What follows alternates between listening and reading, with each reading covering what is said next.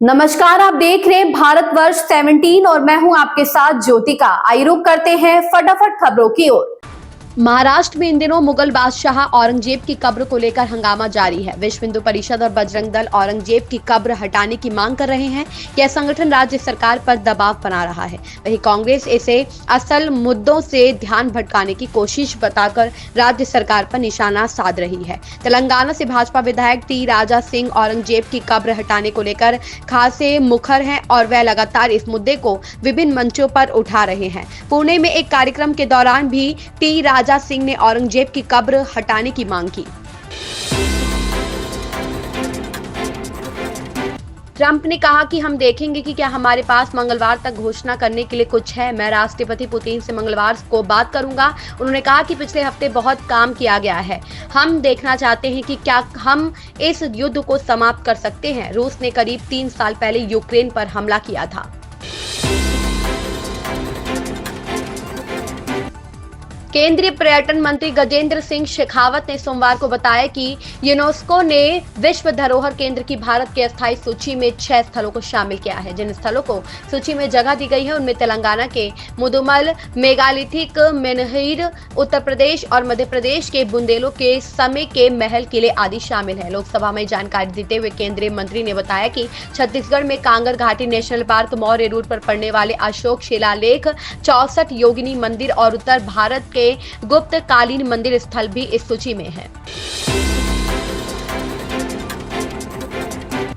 जंतर मंतर वक्फ विधेयक 2024 के खिलाफ AIMPLB के विरोध प्रदर्शन पर वक्फ जेपीसी के अध्यक्ष और भाजपा सांसद जगदंबिका पाल ने कहा, यह एक राजनीतिक विरोध है। अधिनियम अभी तक पेश भी नहीं किया गया है। हमने केवल अपनी 428 पन्नों की रिपोर्ट पेश की है। संशोधन विधेयक लाया गया है। विधेयक पारित होने के बाद उन्हें कुछ भी कहना चाहिए। AIMPLB, जमीयत उलमा ए हिंद, AIMIM या विपक्षी नेता किस आधार पर जंतर मंतर पर इकट्ठे हुए हैं? तौर से विरोध हो रहा है। अभी तो एक्ट भी नहीं आया। हमने अपनी रिपोर्ट 428 पेज की दी है। उसके आधार पे सरकार उसको अप्रूव करके सरकार उस पर अमेंडेड जो 44 संशोधन पहले थे, अब उसको जो हमने हमारी रिपोर्ट पे हमने 14 अमेंडमेंट्स किया, उसके आधार पे एक अमेंडेड बिल आएगा। उस बिल को पास होने के बाद इनको कोई बात कहनी चाहिए। इसका मतलब है कि बिल अभी आया भी नहीं, कानून बना भी नहीं। किस सवाल पे आज जंतर मंतर पे all India Muslim personal law board हो, जमायत उलमा हिंद हो या ओवैसी की पार्टी AIMIM हो या विपक्ष की पार्टियों को नेताओं बुलाया जा रहा है? ये केवल सियासी तकरार है। लोगों के मन में गुमराह किया जा रहा है। सरकार के प्रति केवल एक विरोध करने के लिए कहा जा रहा है। तमिलनाडु के सीएम MK स्टालिन ने विधानसभा अध्यक्ष अप्पावू के खिलाफ AIADMK द्वारा लाए गए अविश्वास प्रस्ताव पर कहा, विधानसभा अध्यक्ष के खिलाफ अविश्वास प्रस्ताव पर लोग हंसेंगे। आज इस प्रस्ताव के जरिए लोगों को पता चलेगा कि अध्यक्ष कैसे काम करते हैं। अध्यक्ष का काम हमेशा निष्पक्ष रहा है, इसलिए हमने उन्हें अध्यक्ष घोषित किया। वे हमारी सरकार या पार्टी के प्रभाव के बिना काम करते हैं। प्रधानमंत्री नरेंद्र मोदी और न्यूजीलैंड के प्रधानमंत्री क्रिस्टोफर लक्सन ने हैदराबाद हाउस में द्विपक्षीय बैठक की। इससे पहले पीएम मोदी ने लक्सन का औपचारिक स्वागत किया। न्यूजीलैंड के प्रधानमंत्री लक्सन ने सोमवार को दिल्ली के राजघाट पर महात्मा गांधी को श्रद्धांजलि भी अर्पित की। इसके अलावा विदेश मंत्री एस जयशंकर ने स्वीडन की विदेश मंत्री मारिया एम स्टेनरगार्ड से मुलाकात की। उत्तर प्रदेश के मुख्यमंत्री योगी आदित्यनाथ ने कहा, उत्तर प्रदेश के पूर्व मुख्यमंत्री और पूर्व केंद्रीय मंत्री हेमवती नंदन बहुगुणा की पुण्यतिथि है। मैं पूरे प्रदेश की ओर से उन्हें अपनी श्रद्धांजलि अर्पित करता हूं।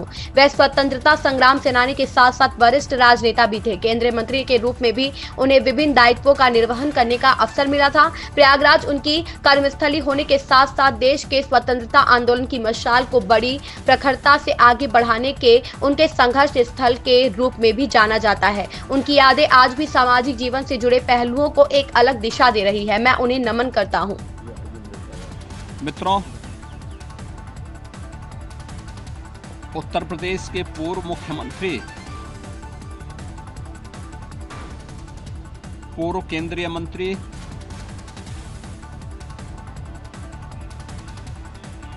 स्वर्गीय हेमवती नंदन बहुगुणा जी की आज पावन पुण्यतिथि है। इस अवसर पर स्वर्गीय बहुगुणा जी के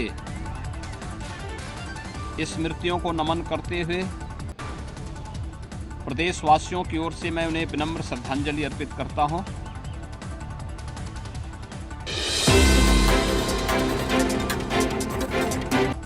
गृह मंत्रालय द्वारा जारी की गई सूची में 45 संगठनों के नाम हैं जिन्हें आधिकारिक तौर पर यूएपीए की धारा 35 के तहत आतंकवादी संगठनों के रूप में वर्गीकृत किया गया है और अधिनियम की पहली अनुसूची में शामिल है। शेष 22 समूहों को यूएपीए की धारा 3(1) के तहत गैर कानूनी संघों के रूप में वर्गीकृत किया गया है। अमेरिका के लोकप्रिय पॉडकास्टर और कंप्यूटर वैज्ञानिक लेक्स फ्रीडमैन के साथ 3 घंटे से ज्यादा समय तक चले पॉडकास्ट में प्रधानमंत्री मोदी ने विदेश मामलों से लेकर राष्ट्रीय स्वयंसेवक संघ समेत कई मुद्दों पर खुलकर बात की। उन्होंने अपनी जीवन यात्रा के विभिन्न पहलुओं पर चर्चा की। प्रधानमंत्री नरेंद्र मोदी सोमवार को 3 दिवसीय रायसीना डायलॉग का उद्घाटन करेंगे। यह भू राजनीति और भू अर्थशास्त्र पर भारत का प्रमुख सम्मेलन है जिसमें 125 देशों के प्रतिनिधि शामिल होंगे। न्यूजीलैंड के प्रधानमंत्री क्रिस्टोफर लक्सन, अमेरिकी राष्ट्रीय खुफिया निदेशक तुलसी गबार्ड और यूक्रेन के विदेश मंत्री आंद्रेई सिबिहा इस सम्मेलन के 10वें संस्करण में भाग लेने वालों में शामिल हैं। इन खबरों में बस इतना ही। बने रहिए भारतवर्ष 17 के साथ।